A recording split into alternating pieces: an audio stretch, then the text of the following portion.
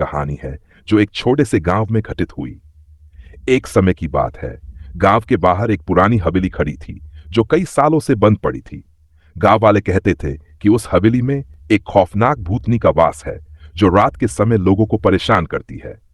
एक दिन गांव के कुछ युवक जो इस बात को सिर्फ अफवाह मानते थे, उस हवेली में घुसने का फैसला करते हैं।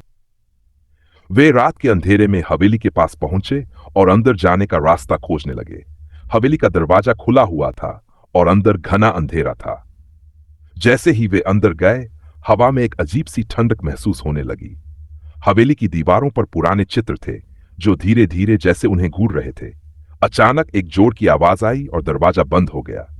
युवक डर के बजाय हंसी में बदलने लगे, लेकिन तभी उन्हें एक महिला की चीख सुनाई दी जो हवा में गूंज रही थी। वे पीछे मुड़े तो देखा कि एक धुंधली सी आकृति उनके सामने खड़ी थी जो धीरे धीरे उनकी तरफ बढ़ रही थी। डर के मारे वे इधर उधर भागने लगे, लेकिन हवेली का दरवाजा फिर से बंद हो चुका था। एक एक करके वे उस महिला से पूछने लगे कि वह कौन है और क्यों उन्हें परेशान कर रही है। महिला ने बताया कि वह हवेली के मालिक की पत्नी थी जो अपने पति के धोखे के कारण आत्महत्या कर चुकी थी। उसका आत्मा अब भी हवेली में बसा हुआ था और वह किसी भी जिंदे व्यक्ति को वहां नहीं छोड़ती थी।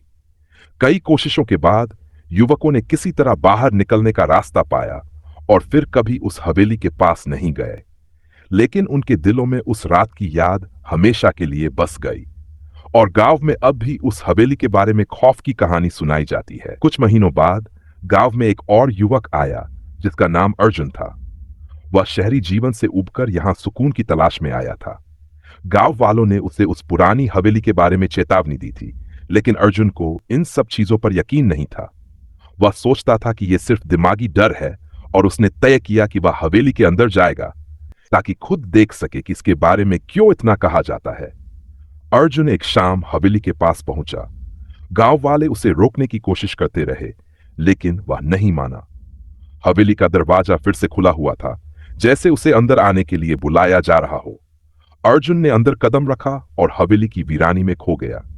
जैसे ही वह अंदर गया, उसके कदमों की आवाज हवेली की खामोशी में गूंजने लगी। कुछ ही देर में उसे वही अजीब सी ठंडक महसूस होने लगी और अचानक चारों ओर से एक धीमी सी हंसी सुनाई देने लगी। अर्जुन ने यह सोचा कि उसकी मानसिक स्थिति का असर है, लेकिन वह भी डरने लगा। अचानक उसने देखा कि एक महिला की आकृति सामने खड़ी थी, वही महिला जिसे उन युवकों ने पहले देखा था। महिला के चेहरे पर एक दर्दनाक हंसी थी और उसकी आंखों में गहरा खालीपन था। महिला ने उसे धीरे धीरे अपनी तरफ खींचना शुरू किया।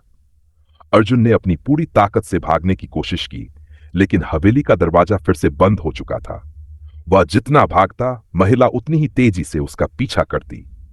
अर्जुन की सांसें तेज हो गई और उसकी दिल की धड़कन बढ़ने लगी। वह सोचने लगा कि क्या वह भी उसी अंजाम का सामना करने वाला है जो उन युवकों ने किया था। उसी समय महिला के गले से एक गहरी आवाज आई, तुमने मुझसे नहीं पूछा, क्या तुम मुझे सुकून दे सकते हो? अर्जुन को डर और हैरानी का सामना करते हुए एक विचार आया। उसने धीरे से कहा, क्या तुम मुझे अपना दर्द बता सकती हो? महिला का चेहरा एक पल के लिए नर्म पड़ा और फिर उसने पूरी कहानी बताई, अपने पति के धोखे, अपनी मृत्यु और अपनी आत्मा की शांति की तलाश। अर्जुन ने उसे वचन दिया कि वह हवेली के इतिहास को लोगों तक पहुंचाएगा और उन सभी को बताएगा कि वह अब शांत है। जैसे ही अर्जुन ने यह वचन लिया, हवेली की सारी सन्नाटे में शांति आ गई। महिला का चेहरा एक हल्की मुस्कान से भर गया और फिर वह गायब हो गई। दरवाजा खुला और अर्जुन बाहर निकल आया। गांव वालों ने देखा कि अर्जुन पूरी तरह से बदल चुका था। वह हवेली की कहानी सभी को बताता और कहता कि कभी कभी हमें डर का सामना करने के बजाय उसकी असली वजह समझनी चाहिए। अर्जुन के बाद हवेली की गहराई में कोई भूतनी नहीं थी और वह फिर से शांति का प्रतीक बन गई। अर्जुन के हवेली से लौटने के बाद गांव में सभी लोग हैरान थे। उन्होंने सुना था कि वह हवेली में गया था, लेकिन उसने जो कुछ अनुभव किया वह किसी को नहीं बताया। वह सिर्फ इतना ही कहता, वह आत्मा अब शांति में है, लेकिन आप सबको समझने की जरूरत है कि कुछ चीजों को समझने के लिए हमें अपने डर का सामना करना पड़ता है। कुछ महीने बीत गए और गांव में धीरे धीरे हवेली की कहानी लोगों के बीच एक किंवदंती बन गई। अर्जुन ने उस हवेली को लेकर एक पुस्तक लिखी जिसमें उसने उस महिला की कहानी को विस्तार से बताया। उसकी किताब में न सिर्फ उस भूतनी का दुख था, बल्कि यह भी था कि हमें अपने भूतकाल से कैसे निपटना चाहिए और किस तरह अतीत के दर्द को हमारे वर्तमान से जोड़कर शांति पाई जा सकती है। वह किताब गांव में बहुत लोकप्रिय हुई है और लोग हवेली में अब शांति से आने लगे थे। एक दिन अर्जुन ने फिर से हवेली जाने का निर्णय लिया, लेकिन इस बार वह अकेला नहीं था। उसने गांव के कुछ प्रमुख लोगों को भी साथ लिया ताकि वे देख सकें कि हवेली अब किसी खौफनाक जगह से ज्यादा एक ऐतिहासिक स्थल बन चुकी है। जब वे हवेली पहुंचे तो कोई अजीब आवाजें या घटनाएं नहीं हुई। सब कुछ शांत था। अर्जुन ने सबको बताया कि जिस महिला का आत्मा परेशान था वह अब चली गई है, क्योंकि उसे शांति मिल चुकी थी। हवेली में सन्नाटा था, लेकिन वह सन्नाटा अब डर का नहीं बल्कि शांति का प्रतीक बन चुका था। वह स्थान अब गांव का एक अनमोल हिस्सा बन गया। लोग अब वहां शांति से आते, बैठते और अर्जुन की किताब पढ़ते।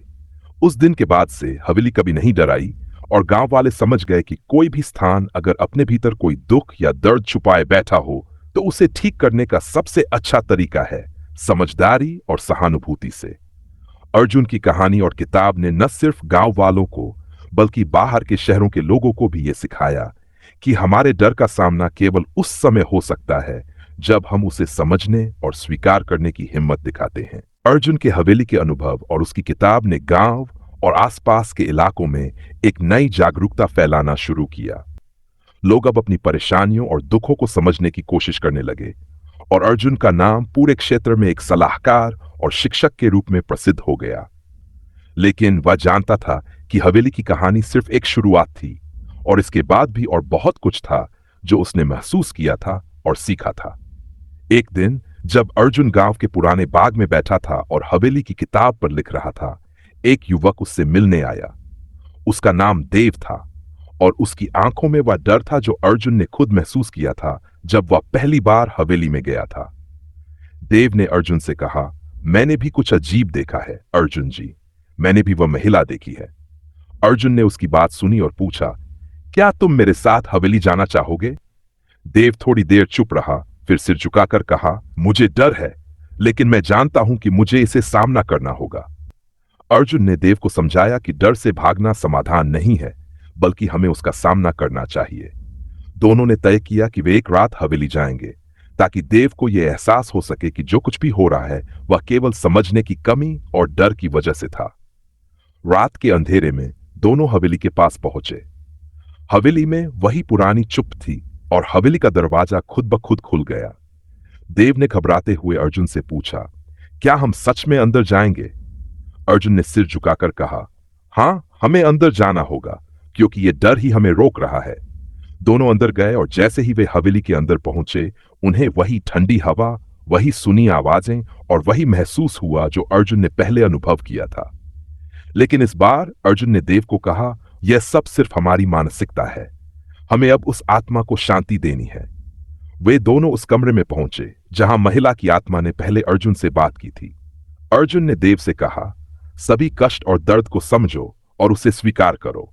आश्चर्यजनक रूप से जैसे ही देव ने अपनी घबराहट को शांत किया और अपनी मानसिकता को बदला, हवेली में एक अजीब सी शांति फैल गई। महिला की आत्मा सामने आई, लेकिन अब वह गुस्से में नहीं थी, उसकी आंखों में शांति थी। उसने देव को देखा और कहा, तुमने जो महसूस किया वही मुझे शांति दे सकता है।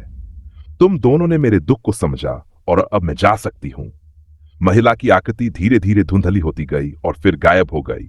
हवेली में एक गहरी सन्नाटा था, लेकिन अब वह डर से मुक्त था। देव ने राहत की सांस ली और कहा, मैंने आज सचमुच समझा कि डर से भागने से वह और बड़ा होता है, लेकिन जब हम उसे समझने की कोशिश करते हैं तो वह खत्म हो जाता है। अर्जुन ने मुस्कुराते हुए कहा, यह सिर्फ तुम्हारा ही नहीं, हमारा भी अनुभव था। इस हवेली ने हमें सिखाया कि असल में डर के पीछे क्या छुपा है और शांति उसी में मिलती है। गांव में वापस लौटने के बाद देव भी अर्जुन की तरह गांव वालों को यह समझाने लगा कि डर और परेशानियां तब तक पीछा करती हैं जब तक हम उन्हें समझने और उनसे निपटने की कोशिश नहीं करते। वह हवेली अब केवल एक पुरानी इमारत नहीं थी, बल्कि वह एक प्रतीक बन चुकी थी, डर का नहीं बल्कि समझ और शांति का। अर्जुन और देव की हवेली में हुई घटना के बाद गांव में एक नई सोच की शुरुआत हुई। अब लोग डर से नहीं भागते थे, बल्कि वह उसे समझने की कोशिश करते थे। अर्जुन और देव की यात्रा ने न केवल हवेली की आत्मा को शांति दी, बल्कि गांव के हर व्यक्ति को भी अपनी आंतरिक घबराहट और डर का सामना करने का तरीका सिखाया। अब वे जानते थे कि अपने डर से डरने के बजाय उसे समझने और उसका सामना करने में ही असली ताकत है।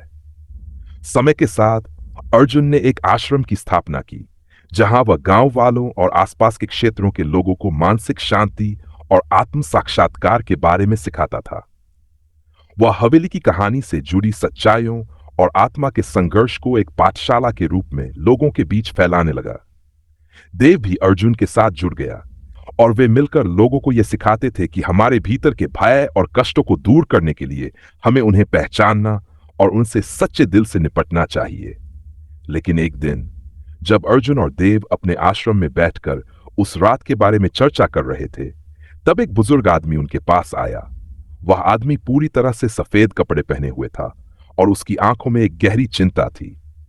उसने अर्जुन से कहा, मैंने सुना है कि तुम लोग हवेली की आत्मा को शांति दे आए हो, लेकिन क्या तुम जानते हो कि उस हवेली का असली रहस्य क्या है?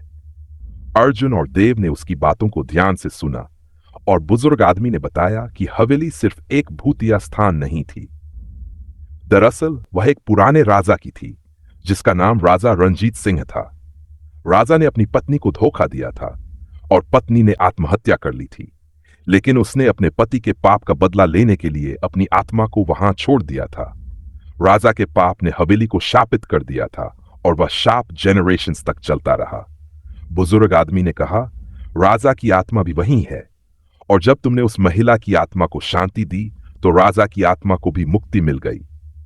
अब हवेली में शांति है क्योंकि वह शाप टूट चुका है। अर्जुन और देव हैरान थे। उन्हें कभी नहीं पता था कि हवेली में सिर्फ एक आत्मा नहीं थी, बल्कि दोनों आत्माएं एक साथ शापित थीं। लेकिन अब उन दोनों की मुक्ति के साथ हवेली ने अपनी असली शांति पा ली थी। इस नई जानकारी के बाद अर्जुन और देव ने यह महसूस किया कि कभी-कभी हमें अपनी यात्रा के अंत तक पूरी सच्चाई नहीं मिलती, लेकिन अगर हम सही तरीके से अपने रास्ते पर चलते हैं तो हमें वह शांति मिल ही जाती है जिसकी हमें तलाश होती है। गांव में शांति का माहौल फिर से कायम हो गया और हवेली अब लोगों के लिए एक पवित्र स्थान बन गई। लोग वहां आते, ध्यान लगाते और अपने भीतर की चिंता और भय को छोड़ने के लिए शांति प्राप्त करते। अर्जुन और देव की शिक्षा ने गांव को एक नया दृष्टिकोण दिया। शांति केवल बाहरी दुनिया से नहीं, बल्कि हमारे भीतर की मानसिक स्थिति से आती है। अर्जुन ने एक दिन देव से कहा, हमने हवेली की आत्मा को शांति दी, लेकिन असल में हम अपने भीतर के डर और पाप से ही मुक्ति पा रहे थे। इस यात्रा ने हमें यह सिखाया कि अगर हम अपने भीतर के अंधेरे को समझ लें तो बाहरी अंधेरा खुद खुद खत्म हो जाता है। अब हवेली में न कोई डर था, न कोई आत्मा। वह स्थान सिर्फ एक शांति का प्रतीक बन गया और गांव वाले हर साल वहां एक धारा पूजा आयोजित करते थे, ताकि वे अपने भीतर के डर को समाप्त कर सकें और मानसिक शांति प्राप्त कर सकें। अर्जुन और देव की दोस्ती अब न सिर्फ गांव वालों के लिए एक उदाहरण थी, बल्कि ये हर उस व्यक्ति के लिए प्रेरणा बन चुकी थी जो अपने डर का सामना करना चाहता था और शांति की खोज में था। गांव में बसे हवेली के पास एक नई उम्मीद और साहस का संदेश फैला था। शांति भीतर से शुरू होती है और अगर हम उसे पहचान ले तो दुनिया का कोई भी डर हमारे रास्ते में नहीं आ सकता। वर्षों बाद अर्जुन और देव ने गांव में अपनी शिक्षाओं को और फैलाने के लिए एक नया कदम उठाने का निर्णय लिया। उन्होंने एक नया मंदिर बनवाया जो हवेली के पास था। यह मंदिर सिर्फ पूजा का स्थान नहीं था, बल्कि एक ध्यान केंद्र भी था, जहां लोग अपनी मानसिक शांति प्राप्त करने के लिए आते थे। मंदिर के भीतर अर्जुन और देव ने आत्म साक्षात्कार के पाठ और ध्यान विधियां सिखाना शुरू किया। धीरे धीरे लोग दूर दूर से आकर यहां शांति और मानसिक संतुलन प्राप्त करने के लिए आते। गांव में यह बदलाव दिखने लगा था। लोग अब एक दूसरे के साथ अधिक सहानुभूति से पेश आते थे और अपनी चिंताओं और समस्याओं का समाधान अंदर की शांति में ढूंढते थे। अर्जुन और देव का जीवन अब एक उद्देश्य बन चुका था, लोगों को मानसिक संतुलन और शांति का महत्व समझाना और उनका मार्गदर्शन करना। लेकिन एक दिन जब अर्जुन और देव मंदिर में बैठे थे, एक और अनोखी घटना घटी। एक यात्रा करने वाला पंडित गांव आया और अर्जुन से मिलने की इच्छा जताई। वह पंडित बहुत बुजुर्ग था और उसकी आंखों में एक गहरी समझ और अनुभव था।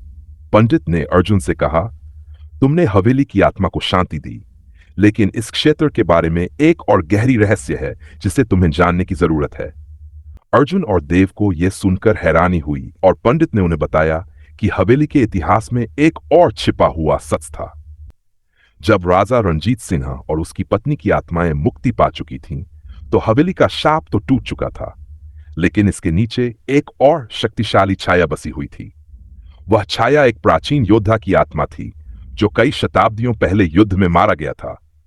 उसकी आत्मा को कभी शांति नहीं मिली और वह अपनी मृत्यु के बाद भी उस क्षेत्र में बसी हुई थी, जिससे वह हवेली में भी प्रवेश कर चुका था। पंडित ने अर्जुन से कहा, तुम्हारी यात्रा ने उस महिला और राजा की आत्माओं को शांति दी है, लेकिन अब तुम्हें उस योद्धा की आत्मा को भी मुक्ति देनी होगी ताकि इस स्थान पर सच्ची शांति स्थापित हो सके। यह सुनकर अर्जुन और देव ने ठान लिया कि वे इस नई चुनौती का सामना करेंगे।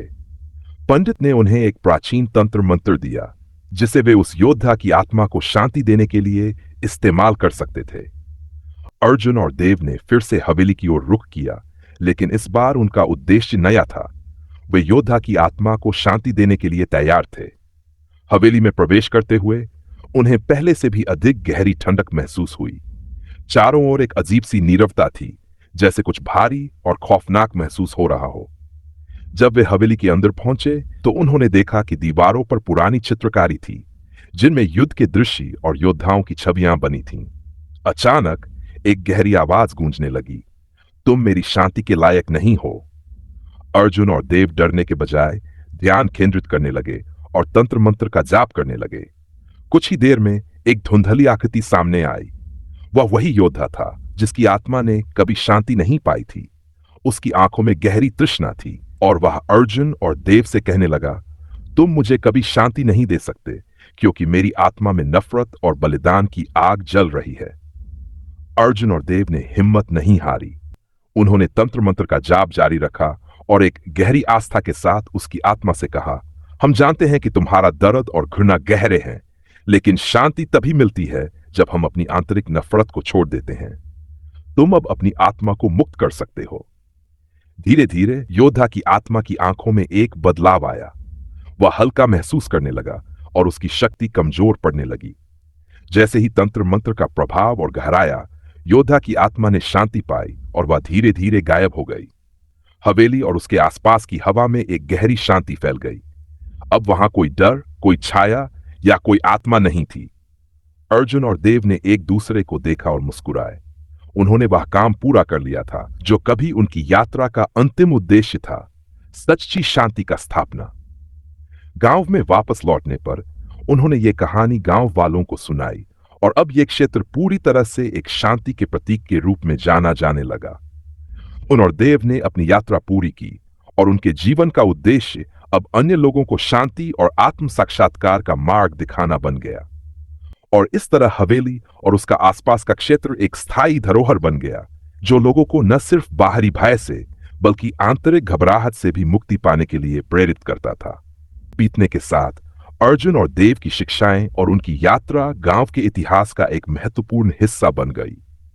उनका मंदिर और आश्रम अब न केवल शांति का प्रतीक थे, यह स्थान एक अद्वितीय धरोहर बन चुका था जहां लोग आत्मज्ञान प्राप्त करने आते थे।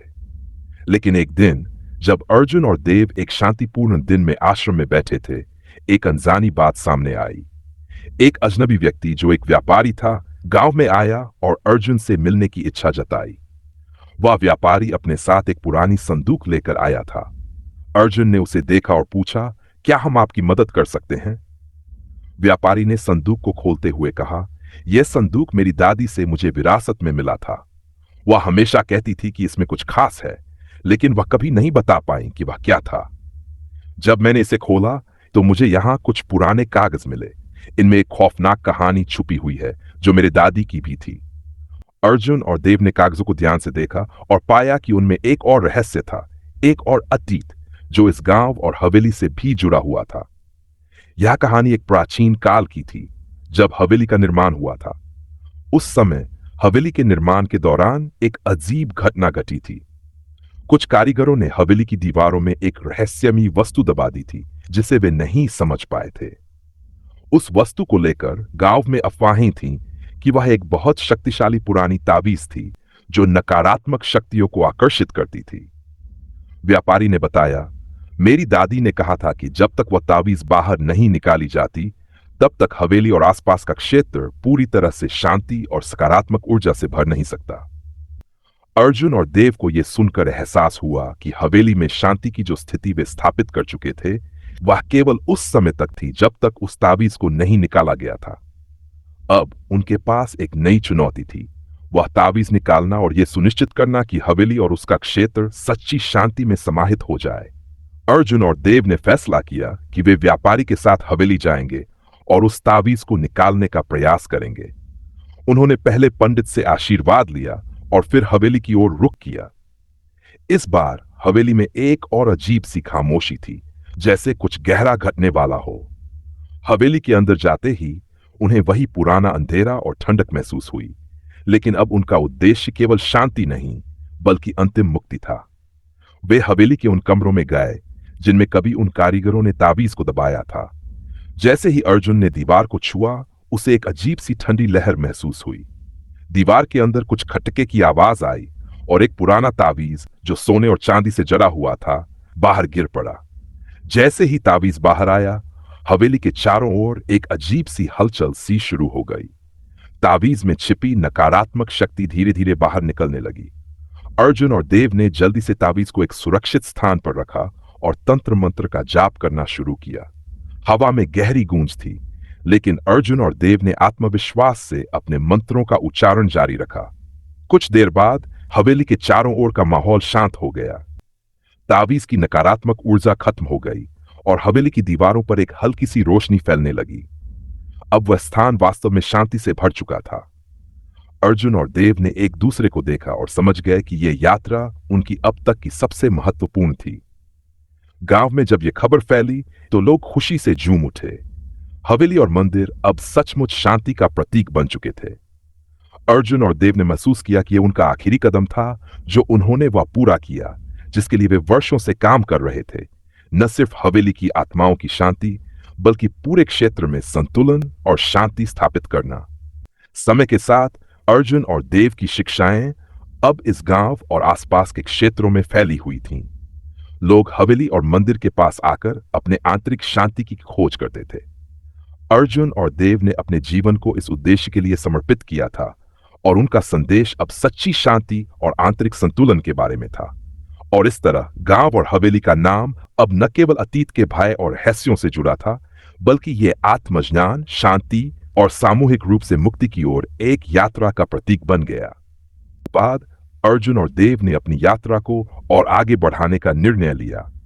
उन्होंने महसूस किया कि अब गांव और हवेली में शांति स्थायी हो चुकी थी, लेकिन उनकी सच्ची यात्रा का उद्देश्य कभी खत्म नहीं हो सकता था।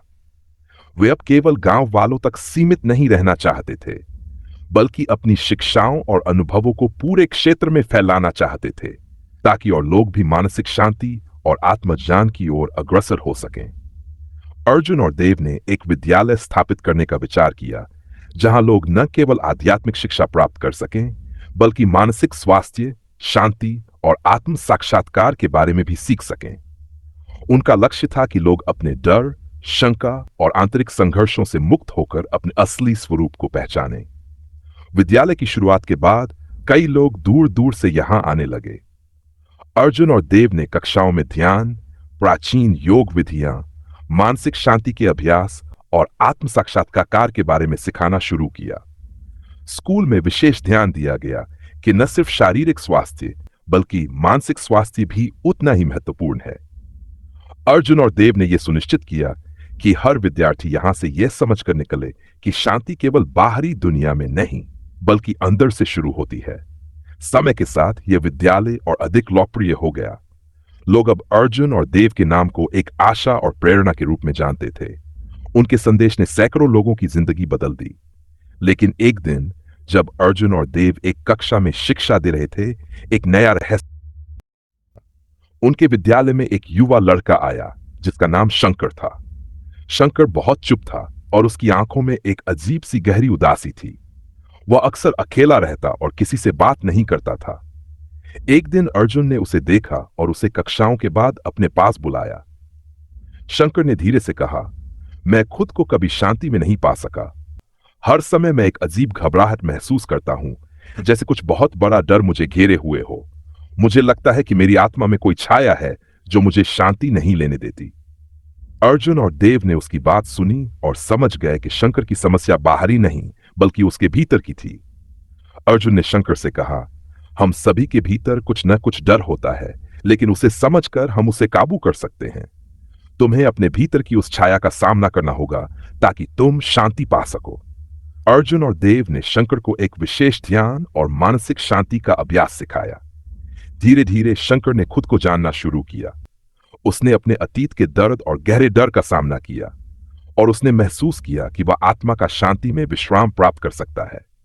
कुछ समय बाद शंकर पूरी तरह से बदल चुका था। अब वह न केवल आत्मविश्वास से भरा था, बल्कि उसकी आंखों में एक नई चमक और शांति थी। शंकर ने अर्जुन और देव से कहा, आपने मुझे यह समझाया कि डर को समझने और स्वीकार करने से ही हम उसे खत्म कर सकते हैं। अब मैं जानता हूं कि शांति मेरे भीतर ही है।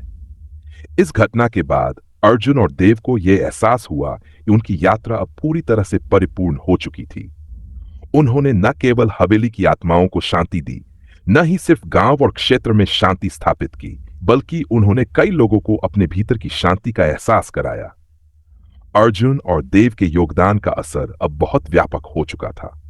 लोग अब न केवल हवेली और गांव, बल्कि पूरे क्षेत्र में आने लगे थे ताकि वे मानसिक शांति प्राप्त कर सकें। अर्जुन और देव ने महसूस किया कि यह उनका सबसे बड़ा उद्देश्य था, लोगों को यह सिखाना कि शांति किसी बाहरी स्थान या वस्तु में नहीं, बल्कि उनके भीतर ही होती है।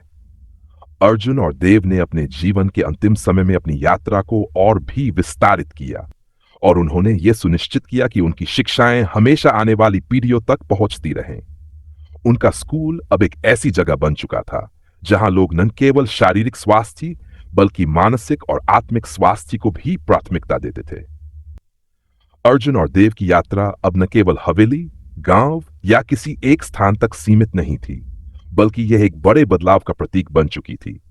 यह बदलाव मानसिक शांति, आत्म साक्षात्कार और डर के मुकाबले आंतरिक शांति प्राप्त करने का एक आंदोलन बन चुका था।